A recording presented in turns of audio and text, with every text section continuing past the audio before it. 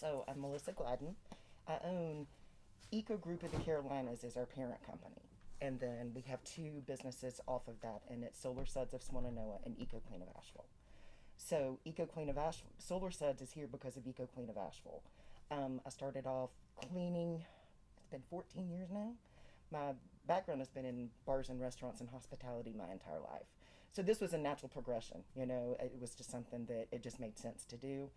Whenever the short-term rentals really started taking off, I geared my business more toward that, and I wanted to do things in a eco-sustainable way. So when I started off with doing residentials, I started making my own ingredients, all of my own stuff, because I just didn't like the carcinogenic stuff that was out there.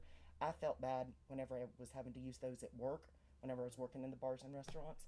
So I was trying to come up with things whenever I was there. So I just started my tips and tricks and used it in the residential realm, and it worked. And I grew my business from one client, word of mouth, to 25, and had to hire people, and then got introduced to the short-term rental market through a property management company. I started off with one of their homes, and by the time we were done, I want to say we were running close to 100 of their homes. The whole reason that the solar sets came about is because the mountains of laundry that had to be done for this property management company that we worked with. I mean, it was close to, I'm going to say, in 1 week, easily 10,000 pounds of laundry. Easily, because these were huge homes, 18 beds, I mean, that's a lot of laundry. So we started off to where we were working out of my garage. That didn't work. Then we went to a workplace out all the way out in Fairview. We put two washers and two dryers in that and kind of worked out of there. We then we outgrew that, and then so we moved to right down here in Swannanoa. We outgrew that. We went to four washers and four dryers, and then this came available, and I was like, this just makes sense. And so then I looked at this because the setting for this is perfect. I mean, we get sun, you know, the whole time, and interviewed a couple of different companies and finally settled on Sugar Hollow. It is, so there's literally solar panels that go across the entire roof. So we have no battery backup. So what happens is all of our cells are stored, and whatever we don't use, we sell it back to the grid, and our neighbor uses it. So everything in here is set up to run on that. There's different ways that you can do it. You can, cash buyout. I do know that a lot of solar companies around here do offer financing. Of course, you've got an interest on top of that, and you need to run your numbers and make sure that that flows for you. Since our initial, I want to say the initial was around 55,000, maybe 58,000, but the rebates that we've gotten back has just been amazing. We got, I think that goes over 5 years for tax incentives. We got the Duke rebate, and then it starts paying for itself after 6 years. So it started off with Mountain Biz Works, and I approached them, and the amount of money that I needed was, they could help me out, but only to a certain level. And so they put me in touch with, it's NCIF, which is the Natural Capital Investment Fund. And I've been working with them for 4 years now, through a sequence of loans. Like, they gave me an operational loan so we could rehab and outfit the areas where we were working, for equipment, for vehicles. And so every single time I wanted to grow, I would call my banker, Erica, and tell her my idea, and she would she's never said no. She's never said that's a bad idea, and I don't know if that's good or not. I want to say minorities and women, they really zero in on sustainability and green. They love fresh new ideas. But there are people out there to help. You just got to seek them out. They're more about investing in the person and the idea rather than a product. And it seemed like the bank was more about the product and the output rather than what, by us investing in Melissa, look at what it's going to do for the community. And that's the mindset where they came from. And it just made sense for us when we ran our numbers. It was either we had that much money allocated out of the business loan, and my job was, do I invest that in more equipment? Because we needed to refurbish all of the equipment. So we ended up doing all of the washers and dryers except for 4, and then 6 dryers. And in lieu of that, we put the solar panels on the top just because it was the right thing to do. I wanted to do that. It just made more sense for me to do that. And when I ran the numbers and saw it and knew how much revenue each of these machines was going to be bringing in, it made more sense for me. And at the end of the day, again, it was good for my community. So It won. It's cheaper for the customer, and we do pass that along. We don't charge any extra for warm and hot settings here. So, I don't, there's just no reason for us to do that. And there's longer dry times on our dryers. I don't know what the other ones are around here, but you get 6 minutes for 25 cents. And again, we get to pass that along. And because they're hot dryers and they're new, because of that, it takes less time to do the laundry. So, which is really nice. I mean, it all comes down to efficiency. So, and the machines are efficient, and it makes the people that come in here, they're in and out. Like, it takes them just a fraction of the time to do their laundry. You really can't put a price tag on your time, you know?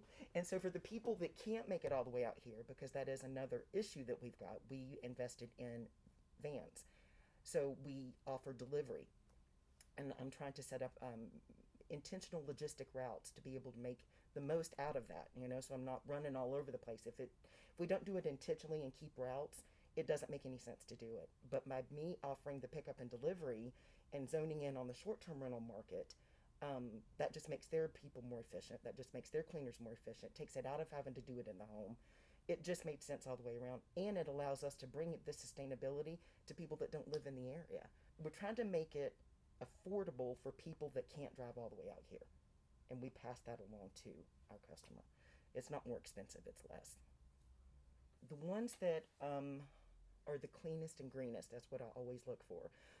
We use a lot of things like the wool dryer balls.